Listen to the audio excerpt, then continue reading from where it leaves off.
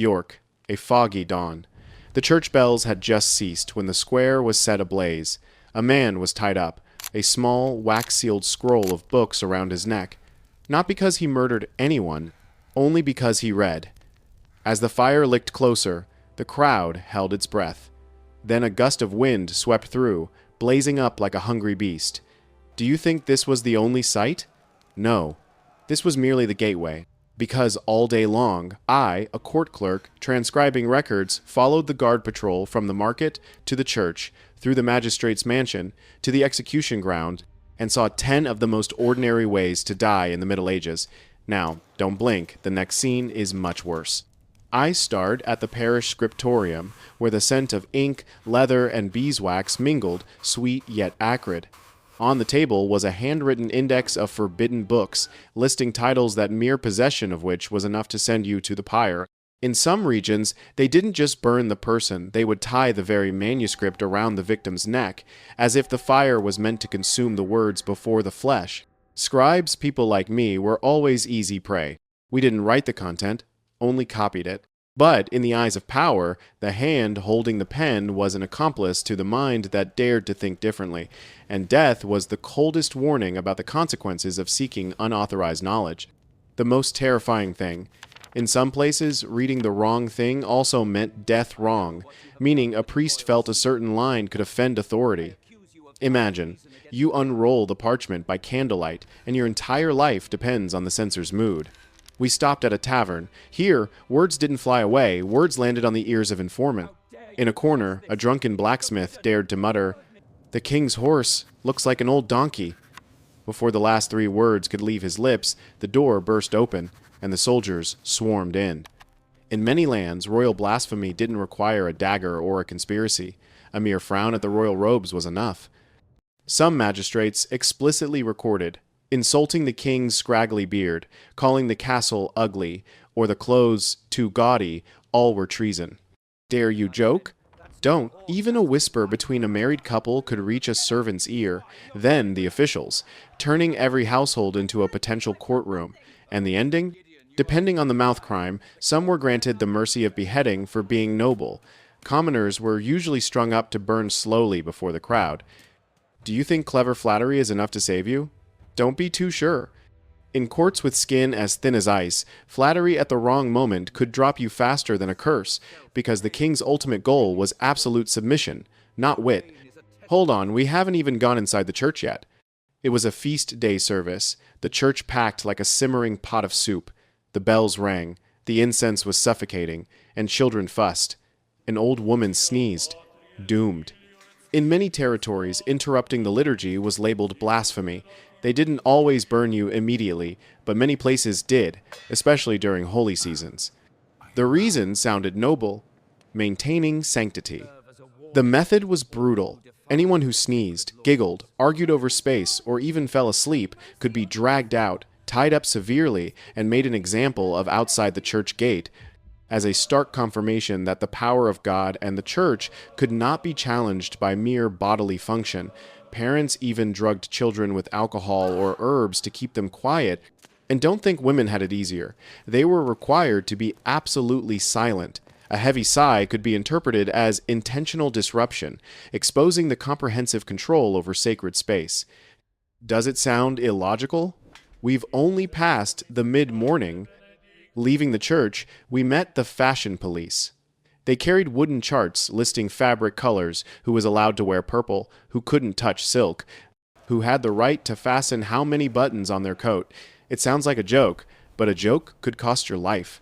Sumptuary laws in some regions were so strict that wearing the wrong strip of color was enough. Purple, the color of royalty, if found on the shoulder of the wrong person, incurred heavy fines in some places and a public hanging in others, because color was the uncrossable boundary between social classes. Why were even the buttons counted? Simply, power likes to count. Counting to remember who you are, where you stand, and where you must not dream of climbing. The violation of dress codes was not merely an aesthetic issue, but an act of rebellion against the prescribed social order. What are you wearing right now? Take a look down. Luckily, we are only communicating through a screen. At the top of the market, a different horn sounded. The Falcon Inspector team. Yes, Falcons. Falconry at the time was a symbol of power, almost a strategic weapon. The law explicitly stated which bird species each social rank was allowed to keep. A peasant caught with a saker or gyfalcon was ruined. Some regions levied heavy fines, some severed hands, some went straight to the execution block. Sounds extreme? Understand this. The falcon was the eyes and talons in the sky, used for hunting to provide meat and a symbol of domination. Hunting was a fiercely protected privilege, and the bird was the key to that club. Giving the masses wings meant giving them the right to fly out of the cage, breaking the social barrier and challenging resource control. And the cage must always be locked. Don't leave the video. The next part is even crueler. Sometimes failing to die was the crime. At noon, we proceeded to the scaffold. The hanging rope was freshly braided. The smell of coarse hemp and sweat mixed in the wind. Someone survived the first drop. The rope slipped, the knot failed, and the person gasped for air like a stranded fish. The crowd gasped, some whispering, "God's will." But don't dream. In many places, surviving an execution was seen as defying divine justice, as if the person had cheated the will of God. The outcome was usually, they did it again. Once. Then. Twice. Some records indicate that only after 3 or 5 failed attempts was freedom granted. Does that sound humanitarian? No. It was a cruel game between luck and a rotten rope. The dirty truth. Some executioners were intentionally clumsy after receiving bribes from the condemned person's family, turning justice into a clandestine auction. But even that mercy was as thin as a hemp thread, a simple snap, and it was over, proving that only mechanical precision was allowed to determine life and death. Late afternoon, we saw a small boy clutching a moldy loaf of bread, eyes wide, ribs countable. In many cities, during times of famine, people collapsed in the market from starvation. But touching someone else's bread, even crumbs, sent you straight to the noose. Why such savagery? Because the ruler feared the precedent. Allow one today, tomorrow the storehouse is broken into, creating the social disorder that monarchical order sought to prevent. Thus, they strung people up right on the courthouse steps, to measure fear, not justice. There are records of 7-year-olds being hanged for grabbing crumbs. Some were mercifully given a shorter rope for a quicker death. This reinforced the message that property rights superseded life itself, even for the desperately poor. Are you listening and feeling a lump in your throat? Good. Don't leave, because even gardening was enough to burn down a house. The garden behind the dyer's house smelled wild with wet earth, but among the herbs were names that sent shivers down spines: mandrake, nightshade, henbane. In many regions, merely growing these things was proof of witchcraft, or worse, conspiracy to poison. Officials patrolled like forest rangers, digging up every root, sniffing every leaf, and declaring them forbidden. The irony: many items on that list had medical uses: sedatives, pain relief, crude anesthesia, serving as the backbone of folk medicine. But when power wanted to monopolize healing and killing, they locked the door on folk knowledge. The blacklisting of these plants was an attack on women's knowledge and health autonomy. Who was implicated? Usually older women knowledgeable about medicinal plants, and that was a direct slide to the next pyre. Have you ever seen an old woman walk through the market and children step back as if a cold wind swept through? In many lands, old women living independently were targets. Crop failure? Blame her. Cow died?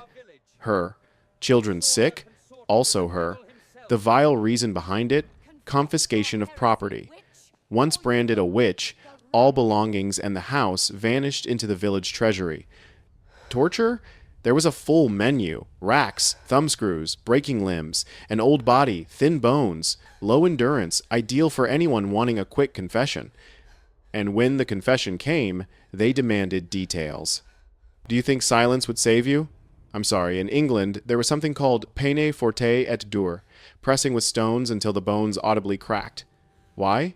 Because silence was seen as defiance. Some chose silence to keep property for their family because pleading guilty meant forfeiture, turning death into a final, grim economic sacrifice. You have the right to ask, why did everything normal turn into a death sentence? The answer is summed up in 3 words: order through fear, forbidden books to lock down ideas, royal blasphemy to lock down mouths, sumptuary laws to lock down eyes, stealing bread to lock down stomachs, witches to lock down old age, silence to lock down the final exit. One lock at a time, they were installed until people forgot the natural feeling of living. But amidst that machinery, there were still cracks. I saw an executioner deliberately adjust the knot incorrectly again. I saw a monk slip medicinal leaves into an old woman's hand. I saw noble ladies secretly lining their coats with forbidden colors. In a place where everything could be death, small acts of courage became a grand resistance.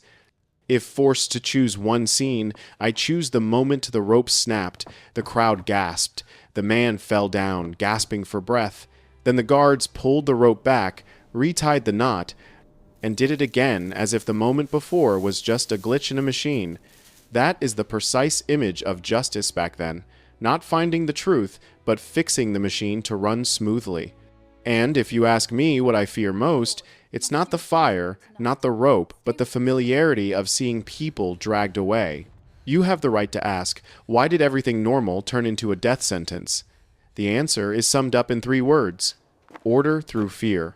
Every single lock we saw, the forbidden books, the royal blasphemy, the sumptuary laws, the witchcraft accusations, was designed to keep the ordinary person confined within a rigid social cage. The system was never about finding justice. It was about fixing the machine to run smoothly, even if it meant sacrificing a child for a few breadcrumbs or crushing a silent woman under stones. This level of control, transforming an ordinary cough or a color on a coat into a capital offense, is the true, terrifying hallmark of medieval power. If this story sends a chill down your spine, good. The shiver you feel is the beginning of awareness. You might say, times are different now. True, but the mechanism often returns, only changing its attire. Today, no one hangs you for wearing purple, but don't be sure people aren't counting your buttons in a different way. Social media counts, standards count, labels count. And every time you swallow a sentence, burn an idea, or put down a book for fear of someone's gaze, remember this: you have just done the work of those foggy guards from 700 years ago.